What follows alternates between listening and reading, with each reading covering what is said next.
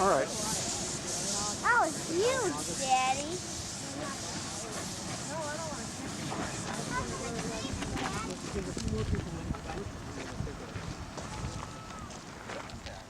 It's gonna go all the way to there, and then it's gonna stop all the way over here.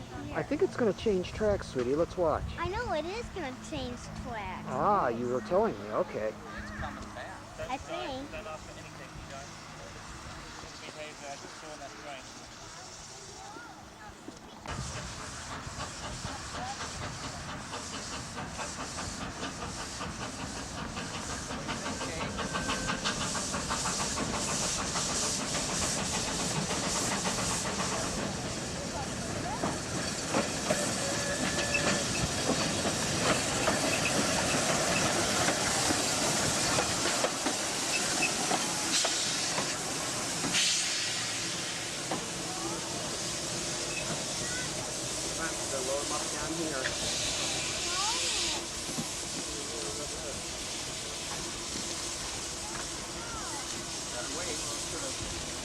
Hey, do you want a relief anytime, Terry?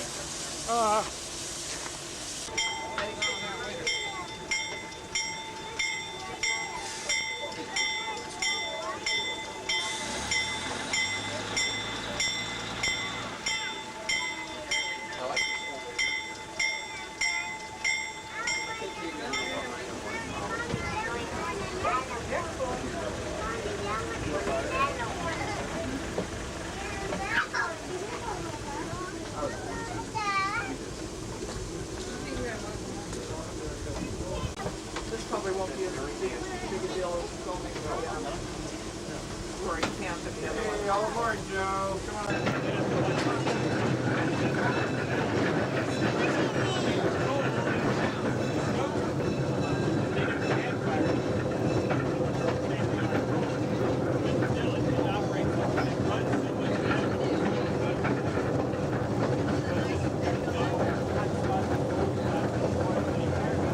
Tell me if there's something nice to see off to the left while I'm at it. Good morning, ladies and gentlemen. On behalf of the Pacific Locomotive Association, I want to welcome you aboard Niles Canyon Railway and our steam operation for the day. As we go down the track to the end of our trip and back, tell you a little bit about Niles Canyon, the history out here, what we're doing, who we are, why we're here, and what we plan to do in the future. And then I'll try to see you a second time so everybody understands, including myself. The locomotive we have on our train today is a steam engine, an 040 wheel arrangement built by the Portal Locomotive Works in 1913. 1914, that era, 1913 I think is on the building plate. 1914 is what our history book says, but 1913 is what's on the building plate. It was built specifically for the Steptoe Valley and Smelting Company in Ely, Nevada. It didn't have a tender. That's that back part where the two guys are riding right now, the brakeman and one of our workers. It never had one of those. The oil and the water were carried on tanks above the boiler and along the sides and some other places. It was used for many, many years to switch car cars from the mine to the smelter. It was later replaced by another locomotive, a more modern engine. It was run only by the engineer. It never had a fireman. It wasn't a two-man operation. It was one person ran the whole thing. It stood in the middle. The cab was probably a bit lower. I don't know the whole configuration. One of our members found it rusting away along the tracks up in Ely and made arrangements to have it donated to our museum.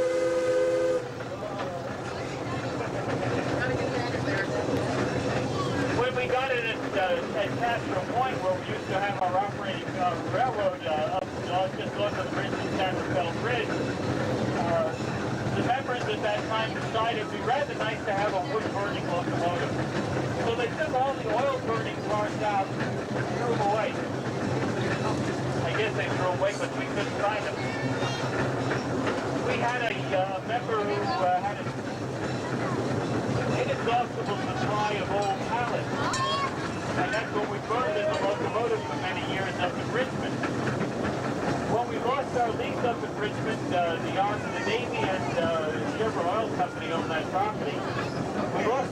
we had the opportunity to approach Alameda County and obtain permission to rebuild the right-of-way out here in Niles Canyon. That's another tale, and I'll dovetail both of these stories together in a minute or two. So when we got this locomotive out here to Niles Canyon, we rebuilt it. We took it apart, put in new boiler tubes, had it recertified. In general, made it a real good working locomotive again, but still a wood burner. When we first started running it, it was the late fall and it was wet out here. We had no problems. As summer came along, we found, and we knew ahead of time, that when you burn wood or coal, you have hot ashes drop on the track. And you blow sparks out of the smokestack, even with a spark arrestor on it. Well, we couldn't run the engine in the summertime because the canyon is too dry, we'd burn it up. So the summertime, the engine just sat out there at Brightside and did nothing. We said, well, that's kind of stupid. You know, really, we got a perfectly good steam locomotive and we can't run it. So we went out and we started rebuilding it as an oil burner.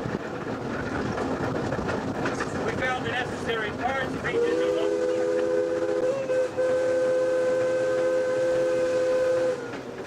rebuilt the locomotive again to burn oil, used the tender, that little car in the back.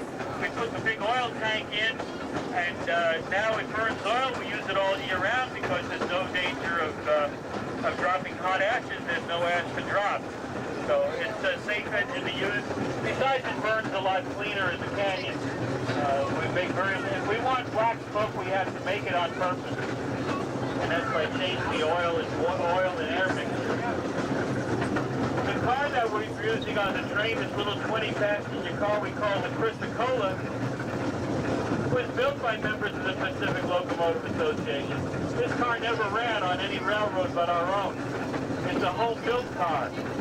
Until very recently, about 4 months ago, the trip from Sonoma to Brightside was very hard on the seat bones because there were no springs on it. If you watch the tender behind the locomotive, you see it bouncing up and down, sort of jolting. Well, that's what this did. Our master mechanic machined some springs and everything else, so now it rides very nice, like a baby carriage. In fact, if I jump up and down, you can feel it. But it's a nice riding car now. As I mentioned, we call this car the Welda is a type of copper ore. So we call the passenger car that's going to do what the railroads call go in the hole. So another train can pass us by. Then we can continue down the track approximately to milepost 33 or thereabouts. We don't go to end of track with this train. The locomotive drivers are too small for any speed. It's also very difficult to keep a good head of steam coming up the grade. And we have about a 1% grade from out west up to Brightside. There's a switch here, Joe. You gotta look the switch. Watch him turn the switch. The train is sitting over right now. We did some work yesterday on it. We're going to use the main frame, the lower portion. We're going to keep closing it and use it as our engine repair shop, and that's what we're doing right now. Way back underneath is a gasoline-powered switcher, and in back of that is a steam locomotive that we're rebuilding. We're putting it back together. I don't know how far the brake rigging has gone. They were going to start that on Saturday.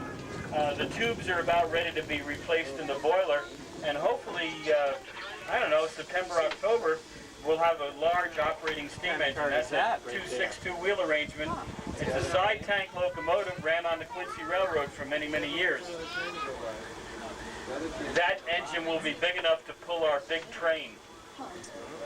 That'll give us time to do some maintenance work on the 462, the other diesel, and then we'll bring in another, at least one more open car. We're working on that in Oakland. We'll have to truck it in. It's an 85-foot long car. It's a biggie. Wow. It doesn't matter if you do backwards like that. Let's give them the royal wave. It's recording. No, it says recording.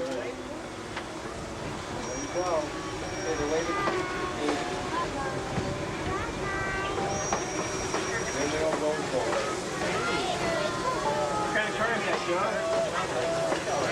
What's this one here? $9 car, and then what's this right here? I like this car. Yeah, it's nice. You know what they're pushing in?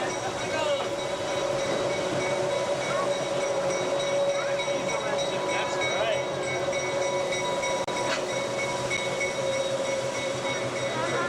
Did you do a close-up? The three open cars on that train were all built by members of the PLA.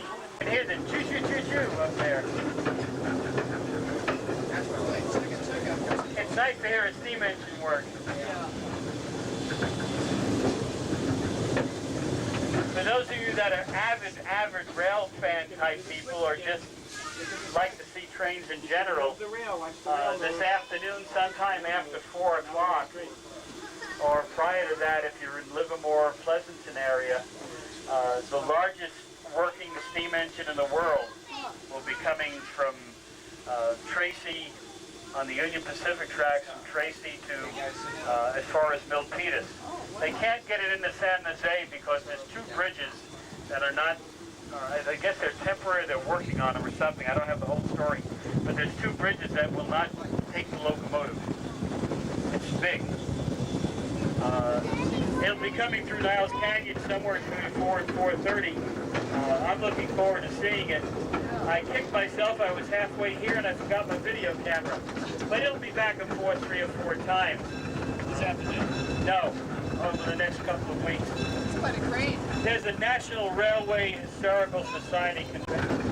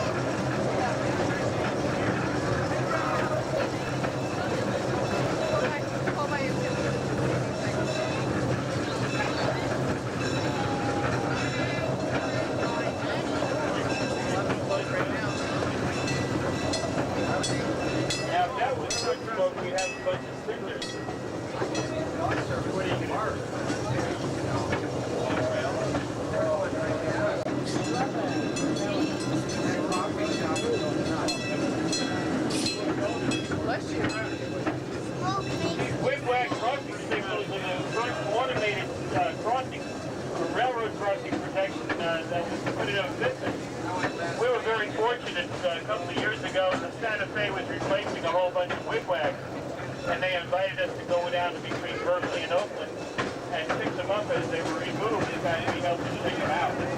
We found them.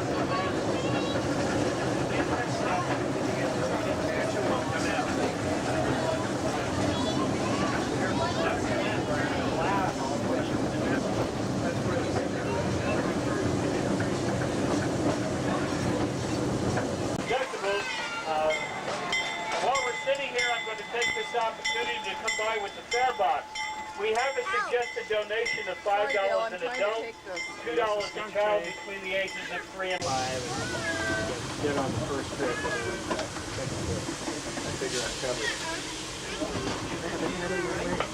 Thank you very much. Appreciate your kind donations. Give you an idea of where the money goes. Before it could be trucked out here from Oakland, we had another, and it was brought out here. The cost of that move was $4,000. If you remember, remember Locomotive in Harrison Park in Oakland? Big steam engine. Well,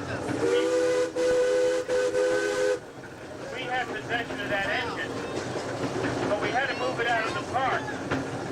The move from the park to the track cost us $30,000. This is not a nickel and dime type operation. And every penny we take in seems to find a way to go out because I write the check.